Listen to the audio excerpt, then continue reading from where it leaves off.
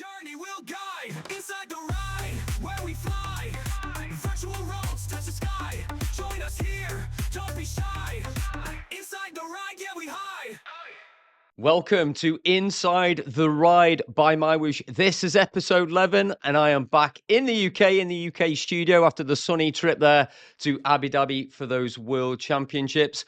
Of course, the last two episodes have been and gone, and they were fantastic episodes. We had episode there with Tadej Pogačar. If you've not listened to that, go and check out the awesome interview that we did with Tadej. I mean, I wasn't awesome, but the interview and Tadej was awesome himself. And then, of course, before that, we had episode 9, which was with James Barnes and Josh Harris, those World Championship finalists that were there on stage in Abu Dhabi, competing for that World Championship title. So go back and listen to those episodes. Don't worry, though. Today, I am not all alone. Yes, Matt may be off on his travels, but I'm going to be in some good company today and two safe hands. I am going to be joined, of course, by Emma Martin and Matt Payne, the commentary team behind Sunday Race Club and those UCI World Championships that happened there in Abu Dhabi.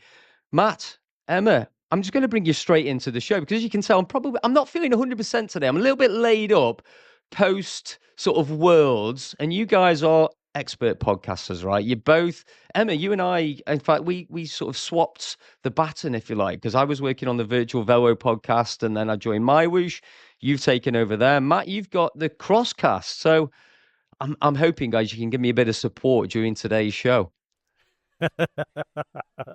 I'm sure we don't need to give you any support, so you're more than competent at this. And thank you very much for having. It's great to be here, and actually, it makes a nice change not to have a big headset and a commentary mic on for a change. Doing a podcast or doing a show. I don't know about Emma, but I've made the most of it. Even got spiky hair today. Yeah, I've noticed spiky hair and a beard as well, Matt. Yes, it's a bit cold where I am.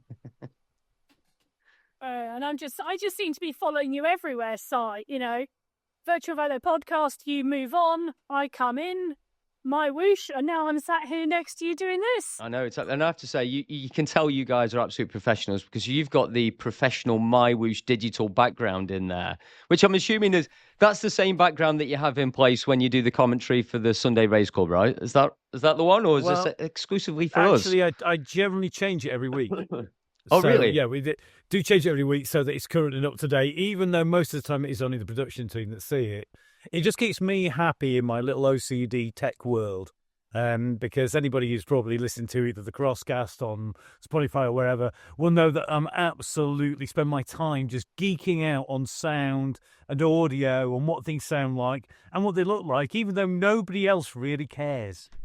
Emma certainly doesn't. I know you've got a grip on the technology because, of course, Emma's been doing the live workouts lately as well. And the amount of messages I got from Matt just to try and make sure the video and the sound production was absolutely spot on for those live workouts was, I know you're a man for the detail and the technology. I know you helped me out with a few technical questions I had over the last year as well, Matt. So really appreciated. Now, I mentioned, guys, that obviously that Tadej Pogačar podcast that we did, which is doing really well at the moment, I have to say, on YouTube and Spotify and so on. But you also, I think, I remember seeing a photo on social media with you guys sort of getting photo bombed by Tadej. So tell us, how did that come about?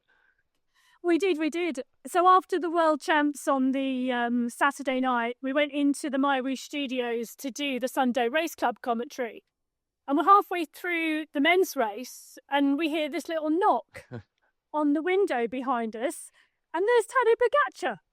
Wow. Amazing. Matt tried to offer him a microphone, but he wasn't having it.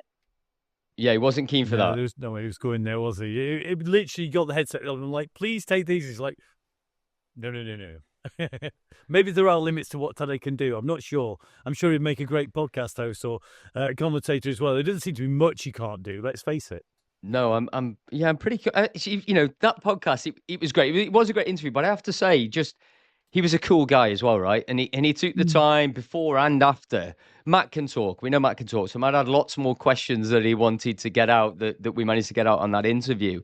But Tadej was just happy just to sit there and sort of chew the fat with us and talk bikes and descending and racing and stuff that he was doing off the bike as well and what he got planned in the off season. So Yeah, like you, Matt, he's probably talented in a number of areas, which is, he can ride a bike and he's talented and everything else. It's very frustrating, but yeah, it makes him the guy he is, I suppose. Yeah, I think he was really genuinely interested, and I think you could see that. And and when he was in the broadcast studio, he was there and he was looking and pointing and getting down into the screens and seeing how it all works and how it all puts together. And I guess, like anybody, getting a look in behind the scenes at what happens that you don't understand. For me, a lot of it is going in. So when Emma started working with us at Full Speed Events, it was all the detailed research. I mean, I'm the least educated person in the world ever.com, pretty much. My school was a set of spanners and getting greasy. It wasn't going and doing, doctorates and being a professor. So for me, I was learning that whole side of this education that suddenly got brought into the commentary. And I was like, oh, okay, this is really interesting because it's something totally different. I guess for Tadej, it's the same thing. He never gets to see behind the scenes. He's on the bike performing on the other side of the cameras. I mean, that was my impression. I don't know about you, Emma. Yeah, no, I agree. I remember the first time I went into an outside broadcast truck at a World Championships, and I was just absolutely blown away by the behind the scenes and how the shows are put together, and watching the directors and the producers pull from all the different cameras on site. And I think it was a little bit like that. Tadej in the MyWhoosh production studio, actually getting to see how it's all put together behind the scenes. Yeah, I don't know what the technical term is for that clacker board that makes the sound to say the show is starting or whatever there. But I think you're right. He had a genuine interest, and I know he'd met Jeff, our producer, before as well, and and he said, well, he's really cool, he's really interested, and interested in what's going on as well. But he also had a genuine interest, yes, in what was going on in terms of production, but in terms of what was going on with the platform, which really surprised me because it's. When an athlete's sponsored by a brand, that I don't know, I'm a bit critical sometimes. Think, okay, they're promoting that brand because they sponsor the brand, but he had a genuine interest. And we had a discussion about how do we get these young Poggy athletes onto bikes, and he followed up afterwards, like, right, how do we get the guys riding on MyWhoosh, from his home country, essentially. So, yeah, he's really switched on guy and interested across the board. So hopefully we'll start to see some of those rides on, moving forward as well. But I tell you what, Matt, you've mentioned there about getting into commentary, and that's, you guys have been working in SRC for a number of years now. A lot of the community, absolutely all the community, love what you do. And we see that with the engagement you guys get on social media as well as during the live broadcast that happens on a Sunday. And I also was very interested in the background from you guys. Emma and I have spoke about it in the past as well. And, I know a little bit about Emma's cycling background in the UK. But I think it'd be really interesting for community to find out a bit more about the background of you both. Matt, maybe start with you. How do you get into cycling? How do you get into commentary? And how did that evolve? Oh, how long a show would you like? Well, but I know you can talk, but we got plenty of time. Let's try and get this slightly concise. I mean, I started cycling at 7. I wasn't particularly young there, and I, like everybody probably of my age, I watched the Tour de France on Channel 4. Yeah, Phil Liggett and Paul Sherwin, the theme tune sort of going on in the background. It was absolutely a must watch. And by 13, I was running a bike shop out of my cellar. So I went down to the local bike shop, bought a load of bits, and then basically sold them to everybody in the area and fixed them for them. And so I started off in retail, which is actually the worst way to ever be a bike rider. So I did what was 20 years in retail. I started in the basement and ended up working at Bob Jackson's, which was custom built frames, measuring people up for those, doing export to the States, running the Bob Jackson racing team. So I was involved in the industry for a long time. And so all that time I was riding for fun and racing. And I raced time trials. I raced on the track, on the road. I mean, I think I did 15 national champs and a world masters. Didn't get inside the top 10 at that. And then really all that same time, I was also organising. So I was mugged up by a guy called Alan Rushworth. And he got me to organise the West Riding Track League, which is a grass track velodrome in Roundhay Park. And I did that for 11 years. I started that when I was 17. I mean, I'm not sure who let a 17-year-old in charge of a track racing in an open public park, but I did it. And we had riders, I mean, people like Lizzie Armistead, Tom Pidcock dived in. You know, they all sort of cut their teeth on there. And then from there, got involved in the British Cycling Yorkshire and the governance. I did all those sorts of, you know, the really boring jobs, national councillor and deputy chair and all those sort of admin jobs behind the scene. But it allowed me to see how it ticked and started doing that. And then by the time I got to about 2004, near enough, 2004, I don't remember, because it's when I actually jacked in the normal job and thought, well, I'm going to see what else I can do in cycling. And I started chucking barriers. These are the things you see at the side of the road that hold the public back and the cyclist in and that people try not to hit. And the stages and the fencing. And because I knew cycling, so I started doing more and more. So things like the World Track Champs at Manchester and Derby World Cup mountain bike, because I love my mountain bike. I got my first mountain bike long before you were born, Si, back in 1987. You've been very polite there. 81 I was born, Matt. Well, thank you very much for making me feel you better. Don't look it. You what a didn't have a hard gentleman. paper round, did you? What a gentleman. I'm just holding back the greys. That's what it is. Yeah. Mine's clearly decided it's not holding back any longer. Either that or it's just the stress of deciding that midway through my life, I just totally throw it all away and just go do something totally different. So then I started working on events and we were putting stages in and worked on things like the Tour de France, departs and so on.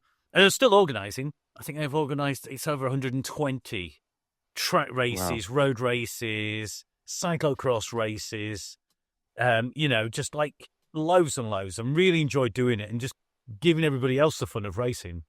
Probably because I was as good, if not better than I was of riding. And I think that's one of the things. And it's also about putting something back in. It's something we try to keep on doing. And I was at a gig and I was there with this stage and they kind of went, here's a microphone. You're Gobby. You know what you're talking about with cycling. Our commentator hasn't turned up. And literally they handed me this microphone and I went, there you go. And so I just did it. And they were like, oh, okay. And it kind of went from there. By about 2010, I was starting to do more and more. And I did my first paid gig in 2010. It seems like a lifetime ago with Hugh Porter. Yeah. So the legendary voice, Hugh Porter, Olympian, BBC trained, don't you know? I've lost count of the number of times that Hugh told me he was BBC trained. He was an absolute legend. His voice. Emma, how would you describe Hugh's voice? I don't even know how to put it into words. It's gone.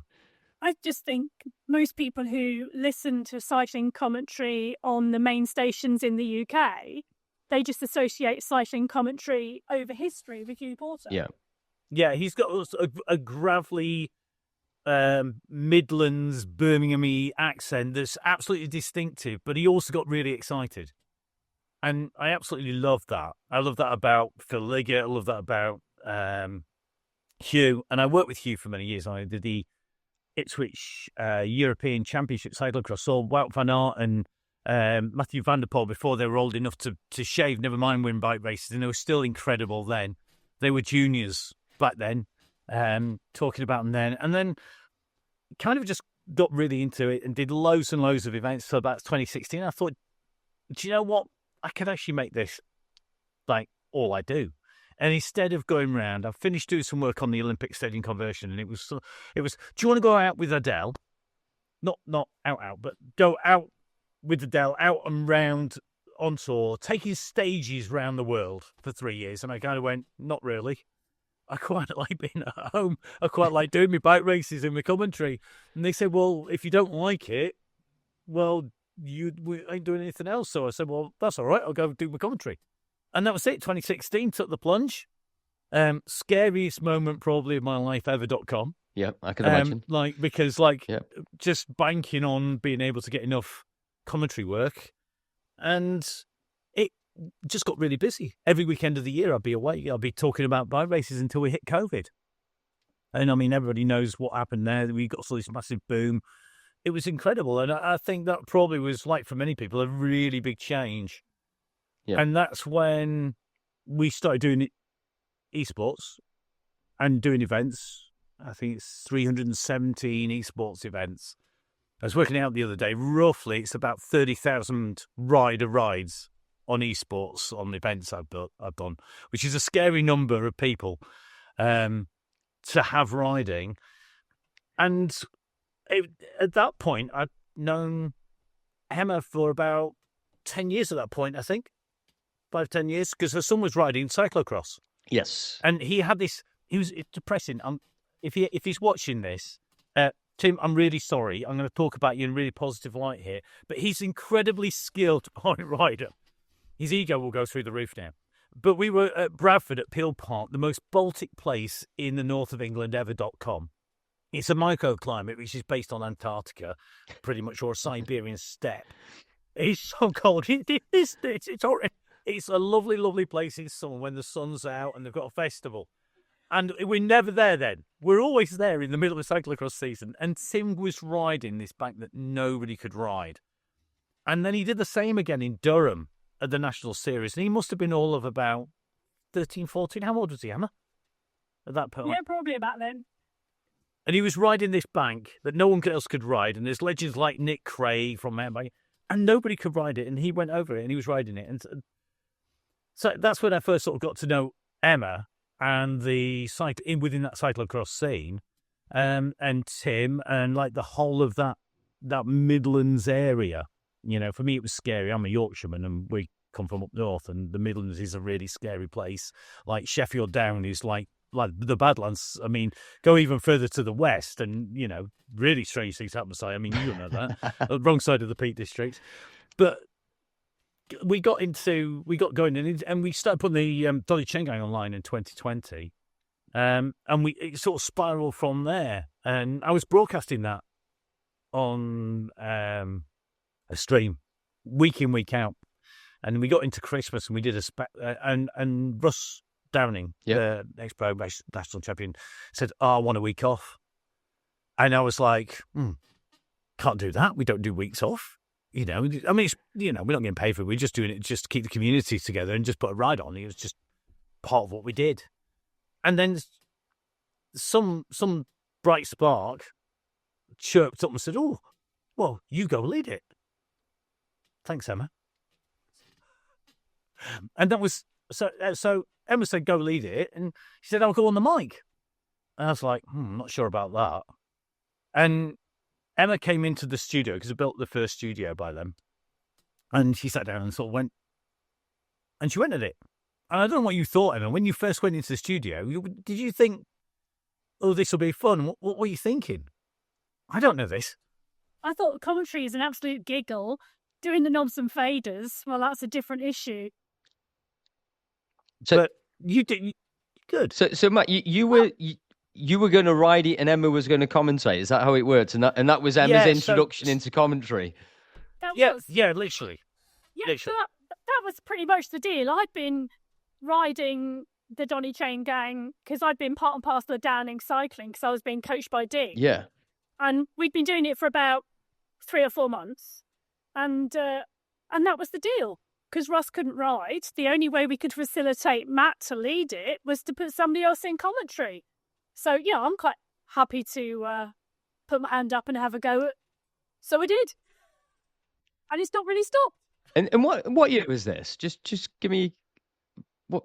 So that must have been 2021. It was the Christmas of 2020, I think it would probably be. So we got the COVID coming in the March, and instead of building planters, in the old beer cellars where I am, I built a studio. So that was the studio one, and we started the ride and broadcasted it from there. So it would have been the Christmas probably when Russ decided he was going to have like Christmas off because we'd done like to a week every week. I think we ended up doing about 3 years straight through without a break. It's like kind of crazy, but I had been looking for a female voice at that point for a year or so because I was very aware that we had a real male dominance of voices. And to find a female commentator and a lead commentator is really rare. So I've been keeping an ear open for somebody who sounded very different. Yeah. to everybody else because you want an acoustic mix, but somebody who was used to talking. And when Emma sort of had a go, I sort of questioned her on her background in terms of what you done. She says, "Oh yeah, I've lectured to thousands of people in big lecture theatres, and I've done keynote speaking." And I'm thinking, oh, some of this will be transferable. And then we did a few more, and then we got approached by some clients, and it was like, "Oh, we'd quite like to have a female voice for this." And I'm like, "I don't." Light bulb moment. Here we go. And Emma really, really, I mean, she probably won't say it, but she's really good. I'm just thinking about it, just from a timing point of view, right? Because obviously, Emma, we met also in Zurich for the UCI Worlds there, as well. So you got on the mic at 2020, and then 4 years later, you're working with, I think you're working with the UCI or the BBC. You've worked with both, in fact. And then you were, you're doing the live commentary for us. That is, I mean, I don't know what Matt was taking so many years to get this done, because you just cut the whole thing short and got it done in 4 years. I mean, honestly, my commentary trajectory has just spiraled, and it's just been absolute joy. So I did indeed jump on the mic in 2020 at Christmas, and then I did a number more. So I would just go in, and instead of riding the Donny Chain Gang, I'd jump into the studio and co-commentate with Matt. And then my very first, I'm just trying to think when my first World Champs or my first World Cup would have been. 2022, 2023 was probably the first time I did a UCI World Cup. I've done 7 UCI World Champs in the last 2 years, including the 28 paracyclists I called over the line in Zurich. Yep. And obviously the joy of calling Matthew van der Poel over the line at the Gravel World Champs this year as well. So you might be quite right to say in the space of less than 4 years, I've gone from doing a little bit of the Donny Chain Gang for a bit of a how do we facilitate a ride, right the way through to, it's incredible. Calling world championship titles. It's absolutely incredible. I've got a few questions actually, because you mentioned a few things there, Matt, as well. And for me, it's this balance, right? Of you mentioned that Matt, you've got this. Well, you've both got this history in cycling in the sport, so you've got this excitement and this energy about the sport anyway that myself and a lot of the community have. But you have to then have this knowledge, and you have to be able to retain knowledge. And sometimes at 43 and kids, running around my house, the retention of the knowledge isn't always there. It doesn't always come to the front of the brain quick enough. So there's a couple of things that you guys know that I've attempted commentary really poorly in the past, and it's better to leave it to the pros like you guys. So I'm really interested, not that I want to develop my skills at all, but just for the community, I'm interested of what does the preparation look like? You guys do Sunday Race Club every week, and you don't just know what gets me is you don't just have knowledge about the elites and the people at the pointy end, but even the people at the back of the group in every category, in those 4 categories. So what do your notes and the preparation look like? And who there's one person who does the notes? Is there someone who's better at this than others, Emma? Maybe, I don't know. You tell me. Gonna give away our trade secrets now. Don't even think about it.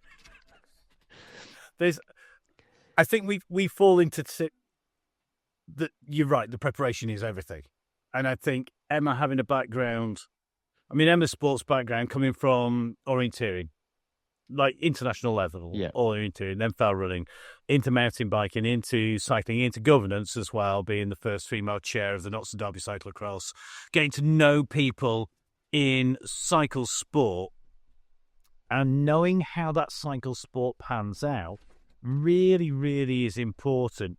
And I think for me, that means that you've got that base level, but then it's about how you do it. I know how I do it, and it's definitely totally different to Emma. There's 2 people who stack dishwashers. One is a architect, Swedish architect, and the other person just throws it in like a monkey stacking a box. One of us is the architect, and one is definitely the monkey stacking the box. And it's the opposite from the doing the cleaning in the offices, that's for sure. But Emma, go on. You've probably got the easiest to describe method of doing it. Well, I like to think but as part and parcel of full speed events, we divide and conquer. So Matt, as you've indicated, is the technical guru. Yes. Who I just walk into the studio. I don't turn it on. I don't set it up. I just walk in, put on some headphones. But when it comes to research, networking, those types of things, yeah, I like that bit. But I come from a background as an academic where I used to give a 2-hour master's lecture on 100-year history of motivation, straight off the top of my head. Yeah. Okay. So I do have an ability. You've got to an ability facts, to figures, dates, Times. That makes sense. You know, which means when we're discussing something on the Sunday Race Club, for example, about somebody who may have been coming back from injury but had some really good race performances 3 or 4 months ago, I haven't got to have done the work on that because we did the work watching the racing 3 months ago. And I'm really quite lucky in terms of the retention and those type of things. But I do my homework because I have to say, even as an academic, my view was go in over prepared because you never know what you're going to need. Yeah. So, for example, when I went to Zurich, 28 races in that Paracycling World Championships across the time trials and the road races and all the different categories. In my lounge the week before, I had 28 maps, 28 start sheets, 28 different performances from Paris and the World Championships the year ago. Yeah.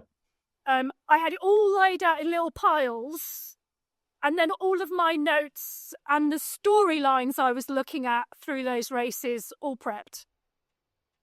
It's becoming really evident why I failed at this, because that academical preparation side has never been a strength as mine, as a lot of people who've watched my previous podcast will probably attest to as well. It's been really interesting because, I mean, Emma, that's also, I mean, Matt, not to be, I'm not trying not to be derogatory when I say this, but you got a similar background from me, from selling, you were selling bike parts from your seller. You were a professor, Emma. That's quite a move, right? To go from being a professor, at an academic institution to commentating on sports and cycling. It's, I mean, that's an even more riskier move, is it not? Or well, yeah, I will. I suppose it depends what you're risking, doesn't it? But I mean, you're quite right. I'd had a 25+ year career as an academic, and was a professor and associate dean of research. But all that time, I'd been pretty much living and breathing cycling outside of work, but even inside of work. So I was head of department for 6 years of a department that covered event management, food, nutrition, hospitality and tourism. We ran sports nutrition programs. We ran sports and events programs. We put on and validated about 3 years before I left an esports degree in conjunction with the sports and events and the computing department. So there was crossover between my working life in a very different arena, an educational arena, and what I was doing outside of work. I was racing cyclocross and mountain bike. I was doing regional governance. I was chairing bike racing leagues, those types of things. But there really was crossover between the two as well. So, but it was a risk, I suppose. But actually, how many people have one career for the whole of their lives? Yep. And at some point, you know what? I had an absolute passion for cycling and developing others. And that educational bit that I was doing at work overlapped into the coaching, the working with the youth communities, working with female communities, because we were doing a lot of women's only coaching as well, and introducing women's only racing. And I was on the regional women's racing board. So there was a real crossover for me. So it was, I suppose, almost quite less of a risk. But it depends on what you consider the risk. No, but I think it makes sense. Everything you've just said there, right? And who does have a career now, in the same way they used to, and And I think I did the same thing. I've been selling physiological testing equipment to performance labs for the last 15 years. And I could have probably comfortably have done that for another 15 years. But I wanted to be involved in cycling in some way and cycling esports. And lucky enough that I managed to, make that jump, I suppose. So I can totally relate to that. It's that balance as well, right? Between something that you're passionate about and you love doing it at the same time. The producer's going to start pointing fingers at me soon. So we need to transition this now onto cycling esports. I want to talk about the sort of the evolution of the SRC, right? And the Sunday Race Club, in particular, the broadcast. And the commentary. And then there's many things that we can talk about from there. I want to talk about the World Championships. I want to talk about the MyWhoosh Championships that you guys were commentating on as well. So I'm going to play out a short 90-second clip now, just gives a little bit of a flavour there of the evolution of the broadcast that the team and you guys have been involved with over the last couple of years. All right, so that's a little bit of an overview there. That is available on YouTube, and hopefully the producer will be able to cut that in show. I'm hoping Matt and Emma, they managed to cut that in there mid-show, if it's as slick as it should be. But I know our producer's much better at these things than me. But it gives a bit of an idea, Matt, of the sort of the evolution. Because I know you were there, I think, from the early days of SRC. Emma, I think you came in a little bit later. But how have you seen that evolution of that Sunday Race Club? I mean, it's really interesting because I started riding on MyWhoosh in 2021, at the back end of 2021, and started commentating in the April of 22. And really, I mean, it was in its infancy, and we had the first sort of evolution of graphics. The Sunday Race Club was low numbers in comparison to where it is now. Yeah. We were on very much a limited palette of courses and a limited palette of worlds. And we did find that there's really great racing. But for me, the foundations that were laid then are still really, really important now, that we have the equal prize money, that we have the equal coverage on there. And that was really important in coming in and covering it and in taking on that commentary, because it was a big step to go, do you know what? Every single Sunday, we are going to turn up and I'm going to be sat in the studio with the team in the broadcast behind the scenes. And we're going to keep on bringing this racing out week in, week out. You know, it doesn't matter whether it's Christmas Day or the middle of summer. We are going to keep on doing this. And I think what the foundation that was laid then is really important. Some of the riders are the same. You know, we see some of the guys just coming back now and some of the women coming back now who were there at the very start. I mean, I remember Novelin Kokonen riding up in the race to the top of the Yebel, her feet, and she came in and she was like third place, and then she got second place, and she was like up at the top, and she couldn't make it. And that was like in like race 2 or 3 of covering it, and she's still back racing. And the difference now, I think, for me, is that there's more riders in each of the categories. We've got more categories, first of all. And that was something that happened when Emma was on board. Because, I mean, you joined us, I think, in the August of that year, August 22. Yeah.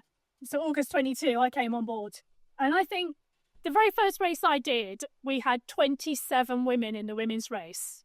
Wow. And now, and now we're coming up 130, 140. Yeah. You know, I don't think we have 27 in one single category anymore. So the growth has been superb. And I do remember one of the courses, which we used quite a lot when I came on board, which was Bahrain, which we hadn't used at all anymore. No. And the women did 4 laps and the men did 5 laps. And there were 4 climbs a lap. And there were bodies everywhere, or avatars everywhere. So you were overtaking people. You were trying to keep an eye on who was going where. And obviously the graphics weren't as crisp and as sharp as they are now, as everything has improved. And that's one of the things for me, is that when you look back, and we do part of that preparation that you were talking about earlier, is actually going back and looking at the history and looking at what's in there. You know, anyone who thinks you can just turn up, good luck. It's actually, you know, I don't think we're giving anything away here by saying that we work on at least a day per show, not a day per commentary day, a day per show in terms of prep each. Part of that is looking back, and the constant evolution. It's almost as like not a month goes by when there's not been something improved in game, which improves it for everybody riding, but then also translates into better racing. And I think now it's incredible. And I think the other thing that's really interesting, you mentioned about across the 4 categories earlier on, Si. Yeah. The community within the Sunday Race Club are fabulous. Yeah. They are very open and willing to chat, to talk. You know, I mean, we even have competitors dial into the studio before the show has finished. Oh, really? Just to chat with us about their race. Brilliant. We must seem incredibly rude because we just like, you can see the messages coming in and you're thinking, oh, well, that's my next hour gone when we finish. I'm not going to be doing too much ice cream and coffee. I'm going to be doing ice cream, coffee and answering messages. And we must seem rude because we just can't answer because we're literally in the middle of the racing. But it is absolutely lovely. I've got to say, we do try and divide it up a little bit in that Emma does a lot of the liaison with people and I do a lot more of the, you know, it's getting the hosting role and that's the experience in broadcast. And I think that's one of the other things we've seen. We've seen the Arabic improve, and we've got 2 commentators on the Arabic. We've got Robert and Abdul on there. We've got James on the French commentary now, so we're expanding that as well, which is really good. And we've seen behind the scenes, what people don't see is the team behind the scenes. Their skill set has really, really, really gone up. The ability that they have to follow commentary is incredible. I mean, you know, at the World Championships, there was probably 30 people following the racing and involved in getting one shot onto screen. Yeah. When you talk about the guys behind Sunday Race Club, they are doing that with a very small team. I won't say how many, but a very small team of people who are, they must be related to Octopus or must all be virtuoso piano players or organ players because their fingers must be moving across all of these screens because they're covering 4 race categories. They're covering umpteen camera angles. They're also having to do all the graphics and get everything on board. 3 different commentary teams. And 3 different commentary teams simultaneously who are all focusing on different things at different times.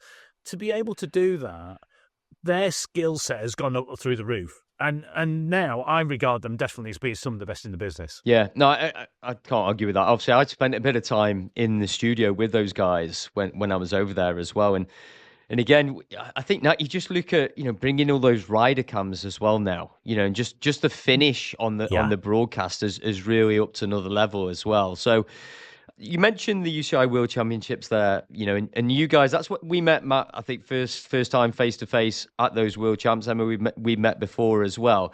I want to ask you about the World Champs because you had I want to say a great position where you were. You had a great position and viewpoint, but you had your back to the stage, you know, which I guess is pretty normal for those things. So I think you guys were shown on camera, Matt, for the first time there as well. So you can't say you're never on camera. I think you were at some point there as well with the athletes behind you. Fair share on camera there. Exactly. So I'm just, you know, what I'm interested in is when you got those headphones on and you're watching that screen and watching the intense racing, there was a few moments, right, in those worlds that stand out in my mind. I was stood at the front, right at the front of the stage, watching the athletes and so on. Could you feel the same tension in the room, or were you that focused on the commentary and the screen? Or is it about being able to take in that sort of feeling from the audience at the same time? Give me a bit of feeling how that is for you guys. This is I can see an argument coming up here. Yeah, I think there's a couple of things. First of all, I did request a swivel stool so that actually, rather than have my back to the stage all the time, we were actually able to swing and watch. Got you. And on occasion, we did do that, which was really useful. But did you feel the vibe in the room? Yeah, I mean, when we do a commentary for SRC, for example, in what is a custom-built studio that we've built to do exactly what we want, we've got between 4 and 6 screens each that we are watching simultaneously. So you're constantly watching things like that. So if you think of it in that sense, the room was just another screen. Yeah, okay. So we might have had 4 screens that we were watching on the desk, but we also had another screen which was like surround vision, almost. It was 360 booth that was there with the bike in it. It's a bit like that for us. Behind, I think for me, it was really important to tune into the room because we were providing commentary not just for the broadcast. Yeah, good point. Yeah. Where you want to be flagging up to people ahead of time tactics and what's going to happen, but we were also in the ears of the athletes. So if we said, "Oh, USA have gone on the they're hanging around at the back at the start of the stage, and they are," you can't say that. Yeah. Because there would have been no racing, because we would have given away the whole race tactic for stage one into the room. So getting that balance right between the two, it did mean you had to be in the room. And you couldn't help but be excited. The scale of it was a room of firsts, it was so groundbreaking. There was a real balance between providing commentary and the show for the audience who are watching it on YouTube or whatever channel they were watching it on, versus ensuring you weren't influencing the racing by some of the commentary that we may have done had we not been going out in the arena.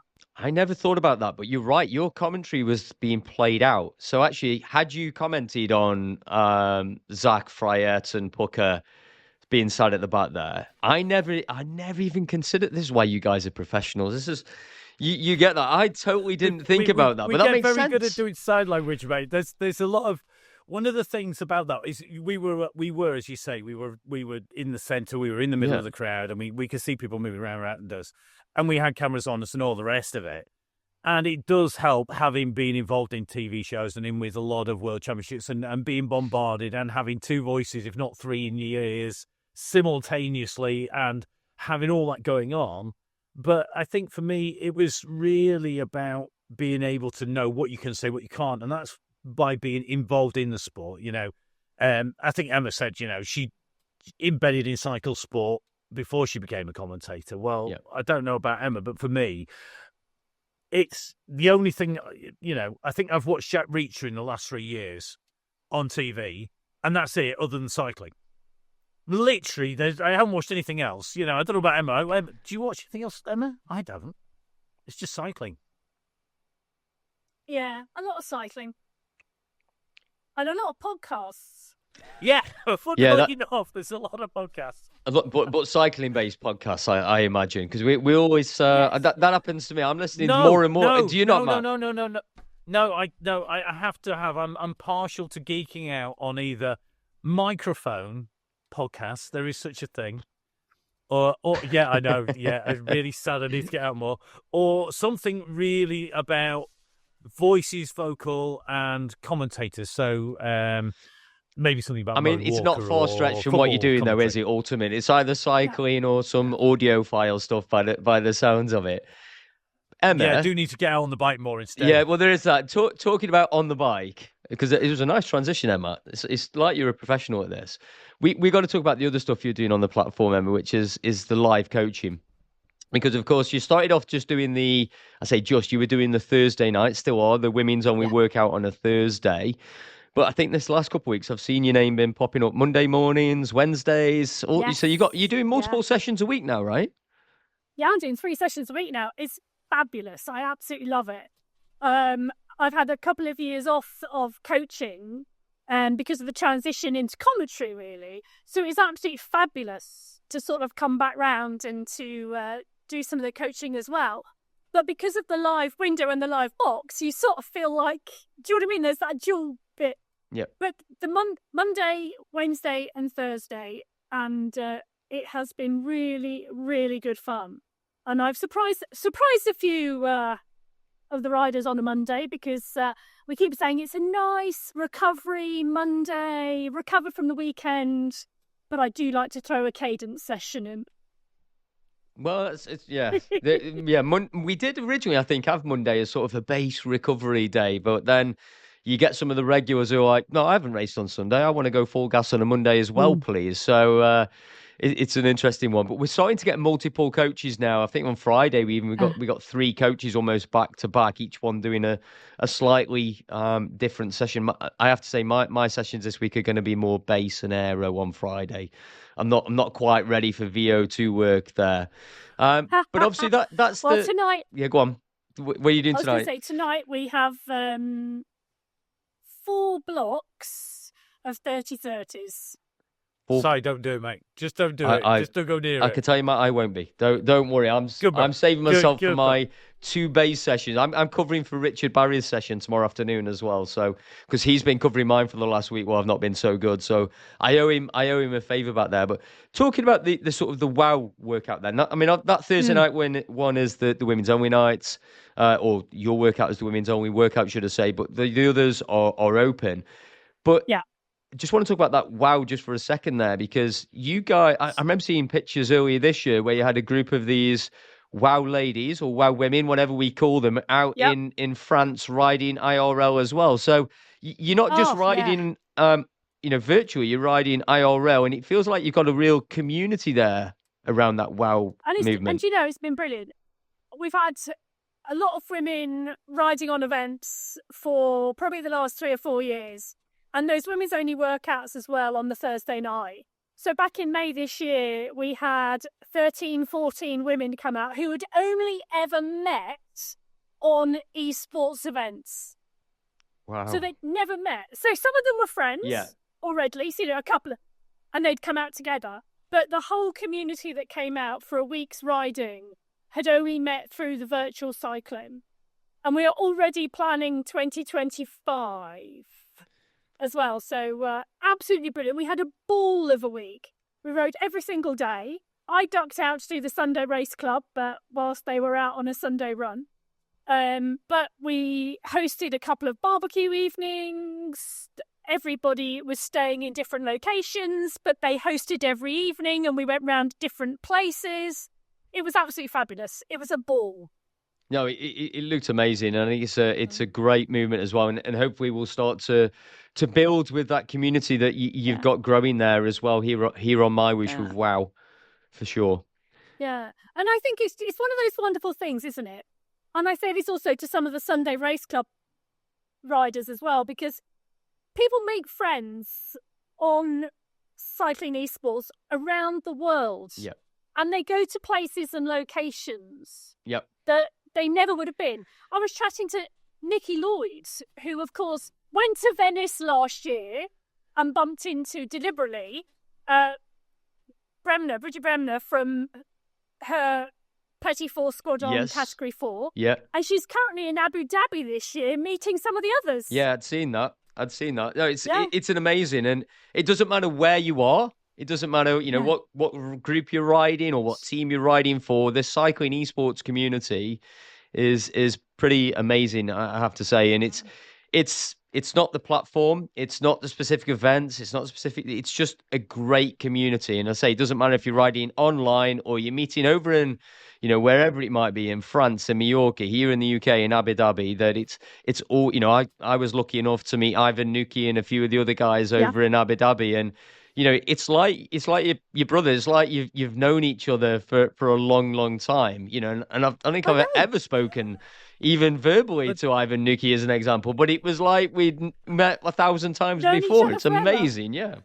But and it's reflected. It's not just reflected in people who are racing in the race club or just in the community, like the WoW.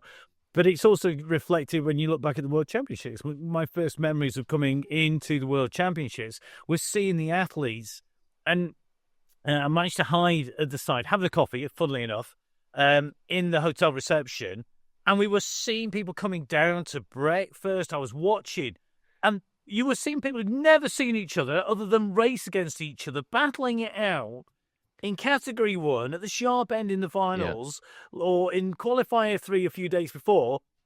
They're bumping into each other like they're long-lost friends or relations that have been missing for years. And that camaraderie was really amazing to see, and it covers everybody. And I think that for me is the one thing. I've been lucky enough to work in all sorts of disciplines, from BMX to urban to cross, and I think cycling unites people and it can bring people together. Yeah. We say about sport, but it's particularly true, I think, about cycling. And cycling esports is in this unique place where you don't have to go out of your house, whether you are the world's best athlete or you're just somebody jumping on a bike for the first time and maybe thinking, well, I want to do this in a really safe, easy, comfortable environment that's my front room or my bedroom or with my friends around me. It is so important, that. And I think it's one of the best things about riding on MyWhoosh and riding with that community. You're those absolutely conversations right. of, we've been texting for 3 years, but I've never actually met you, mate. Lovely to see you. Yeah. Yeah, and you're giving hugs to people you've never actually seen before. It's it is absolutely amazing community. We've mentioned the word community then, and I hope you just, I mean, thank you guys for coming on and talking today. It's been great getting insights and the background into you both and how you got into the commentary. I just need your support a little bit longer because there's a couple of the topics I just want to cover before we go. Because you mentioned community there. I want to talk about some community events which are coming up because we're coming into the sort of the hot part of the season now, right? As we lead up to Christmas, people have got a little bit more time to spend on the bike, potentially indoors. And obviously, then when we get post Christmas, everyone wants to get on the bike indoors because we've all had those extra treats maybe over that time. There's a couple of key events coming up that I'm sure you guys are probably aware of. First of all, we've got the Echelon Racing League. This is the big one. I think this is one of the, outside of the MyWhoosh Championships and the World Championships, this is one of the biggest cycling esports championships and leagues that's been taking place for a number of years now. We're welcoming it for the first time to MyWhoosh, the Echelon Racing League, starting December the 7th. 5 stages, plus there's then like a final. Stage 1, Golden Gate, 36 kilometers. Stage 2, we're still in California on Alcatraz. Then we go to Culture Ride, Alula, so we know that's going to be a bit rolling mats. Then you guys remember this. I think we've put this down as a special stage. Stage 5 is the MyWhoosh World. And I think we're going to use that custom route that we used for the ladies SRC a few weeks ago, or maybe a month ago Excellent. now, and for that one. And that's all building up to the league championship final, which is going to be on Belgium. So the organisers wanted to have this sort of ramp up to this. Yeah, it's one of those I've got love hate for because it's one of my favourite to watch racing. It's one not so favourite, along with Tel Marib, to go and actually race. But it promises to be an epic final there. And of course, the Echelon Racing League acts as the qualifier and builds for the USA National Championships and the Canadian National Championships as well. I'm hoping, we don't know yet, but I'm hoping we're going to get to hear one of your voices on the commentary there as well. And I know that's work in progress. Won't say too much more about that now as well. But Echelon also have got 2 community rides happening. They're on a Monday and a Wednesday, 6:30 p.m. Central Time in the US. And you mentioned community there, but this is one thing, Matt and Emma, that we're starting to see now is this evolution of the community rides. I remember they used to have OTR. You know, James has been working with us for quite some time now. Those OTR events with Get Racing on a Monday. I think he's got this fast racing on a Tuesday now. The veterans take place on a Friday. He does a Get Started one. I can't remember what day the Get Started one is. Yeah, there's a sub 3 watts per kilo one. That's right. I think that's the one the other one he does there as well. Which I think that's the Get Racing on the Monday where they do that sub 3 watts per kilogram racing there as well. So, but we're seeing more and more of these. The other exciting thing is we've got the MyWhoosh Elimination. They're going to be Monday nights. We've run a couple of test events. So this is going to be really fun. I think we're going to need, what I'm thinking, Emma and Matt, here is that we run a elite elimination special over Christmas as well. I know I need to speak to the broadcast team on this, and I'm pitching this to you guys, Cole, there. But I think if we do a one-off special commentary for an elimination with those elites, plus some extras from the sort of the UCI World Championship finals, that'd be really cool. But for the community, every Monday night, we're going to start running this elimination beta. That's on a Monday night. Heard on Taco Tuesdays and the Mountain Massive. That's also taking place on a Tuesday. This is that Mountain Massive team or individual time trial that takes place twice a day on a Tuesday. Wednesday's really busy. Team Evolve Sprint Race Series, MyWhoosh Classics, Wicked Wednesdays with Bauhaus, Echelon Racing League, their Shakeout Race. Mountain Massive back again on Thursday. ZTBR Endurance, that's also on a Thursday. Cryogen Fast Fridays, that's been happening for a few weeks now as well. Herd Bunch Ride on a Saturday. We've got a new one starting this week, which is the Coalition Beautiful Chaos points racing. That's taking place on a Saturday as well. So anyone who is doing Sunday Race Club, if you want something like a little bit of a leg opener, a bit shorter, a bit more punchy on a Saturday, then the new Coalition Beautiful Chaos is going to take place. That's going to be 1,320 100, so 8 p.m. GST. So 1 o'clock and 8 o'clock. I don't know why I went all 1810. I was in the A team or something, GST. But that's going to start this week as well. So more and more of these community events taking place across the platform. So, and hopefully we're going to get one of these WoW events started in the week as well. Yeah, I have to say, I'm really keen on that side. And I think the word testing, I think I might gather a small group and we will test and before we release, but it would be really, really good. It'd be good to get one of these Donny style events where it's you can all hold back until someone on the microphone says go, go, go and gives it that infamous go, go, go. Maybe on the live or not. We need to consider that. Do you know what? So what I really love is when I first started commenting, I first started riding, there'd be me and maybe 2 or 3 of the riders, and that'd be it. And now there's so many events, so many riders, so many different things to do. And if you do one thing, it's jump on and ride with people. Yeah. You know, you can jump on and ride on your own any time of day, but having all these events now means that there's a time in the week where you can jump on board. If you've not tried it, jump on board and ride with someone because it's so much more motivation. Now, I'm not a good learner. You know, everybody's heard that. You know, me in school don't get on, me in academia don't. And the coaching session isn't for me. But you put me in a race, I'll be competitive, drinking coffee, eating ice cream, playing tiddlywinks, or racing. And I used to race myself fit. That's how I used to get fit. It's probably how I still get fit. Just it's for signs for coffees rather than anything else. Get out and ride and get out and race and just get on board because it is the best way to keep yourself motivated and be consistent. Go back week on week, see the same faces, see if you can beat. You know, I'm going to race Si and Emma this week, and this week I'm going to beat Si, but Emma's going to beat me. The week after, Si might beat both of us. It might be my turn. And that competition, you can't beat it. It's absolutely what makes riding on esports and riding and racing special. Just get on and do it. Try it. Yeah. It's those two things. Right? It's community. It's that little bit of competitiveness that a lot of us need to take us to that next level. You know, from that point of view, and it's that convenience aspect as well, I guess. I mean, the other one, Matt, what you've mentioned this, or I'm about to mention this, because I was thinking maybe this could be for you, Matt. Is the big one is the Tour de Monde with OTR. I don't know if you remember this from last year, but again, this is coming over to MyWhoosh now as well, starting on the 1st of January. So it's ideal time if you've had too much coffee and ice cream, Matt. This is the ideal time. 12 stages.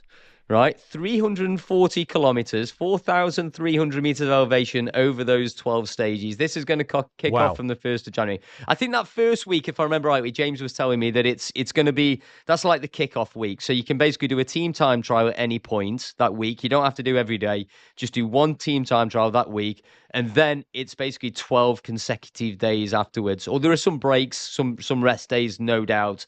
But it seems like a bit of an epic way to start the new year. Epic, yeah. Yeah. Do you know what? I didn't get many wins, but when I did win, it was usually a team time trial with a guy called Paul. And we took a fair few scalps, a few national champions we beat in the team time trial, mostly because I was stupid enough to hurt myself a lot. But it's also January, it's around my birthday, and there is this cycling myth that you go better round your birthday than you do any other time of the year. So you have extra form around your birthday. So maybe January might be when I actually get back and make another comeback badly again. It sounds very familiar. Matt, you and I have a lot. We continually go on about that we're going to come back and make a big comeback. We both talk a lot, and we both got a birthday in January, so we're both going to get a year older at that point. So remind me to wish you many happy returns then. Maybe it'll be team time trial. You never know. Maybe we should. Let's put ourselves down, Matt, for the team time trial, and we can suffer around together. Oh, now that I would like to see. I'll commentate on that if you like. You seem to be very quick to volunteer to commentate, Emma, that's for sure. Very, very happy to do that. That would be very funny. But on another note, I am going to do a little bit of a plug. Because if anybody wants to know the background to Echelon Racing and understand a little bit more, Eric Hale is the next guest on the Virtual Velo podcast. Excellent. And that's out soon, I guess. Should be Friday, the 15th of November. There you go. So it's going to come out the same day as this. So if you haven't listened to the Virtual Velo podcast yet, we're talking to Eric Hill from Echelon Racing and how Echelon Racing is on MyWhoosh and starting in December. Then go and listen to that one, and vice versa. I hope if you've listened to that podcast first, you're going to come back and listen to Inside the Ride as well. Emma, Matt, thank you so much for carrying me through today's episode and joining me as guests. It's been absolutely insightful learning about your preparation, your background, and all of those beautiful things. And we, I just want to say thank you on behalf of MyWhoosh and the community for putting your voices to the action for so long here on MyWhoosh. And we look forward to, more SRCs, more MyWhoosh championships and more world championships with your voices in the future. Well, it's been an absolute pleasure, Si, and get well soon. Thank you very much. Yeah, an absolute pleasure. It always is putting words to the action, and to do so week in, week out, it is one of those races that I absolutely look forward to. It is like meeting up with friends every Sunday on a Sunday club run, but we just get to talk about them whilst they do the riding. Yeah, absolutely. Beautiful. Thank you guys again. Have a wonderful weekend. Don't forget to come back and listen again to Inside the Ride by MyWhoosh. I've been Si Bradley, and we'll see you on the next episode. On this journey,